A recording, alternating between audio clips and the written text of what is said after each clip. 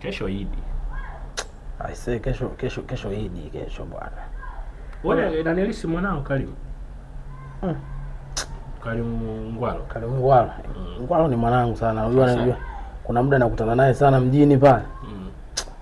Sasa tunakosaje nyama wakati yeye yupo kwenye ndoa na uchinja wale? Na Karimu Ngwalo? Ngwalo enda anachinja? Sasa si ndo nani yao, si ndo wao, sio wanagawa wao. Kama akishindwa kutuletea nyama, haina haja sisi ya kuendelea na urafiki. Basi kila mtu ashike njia yake. Haiwezekani sasa urafiki ufe. Yaani kama endapo sisi kesho Karimu Ngwalo anashindwa kutugea hata mguu mmoja, urafiki usio faida.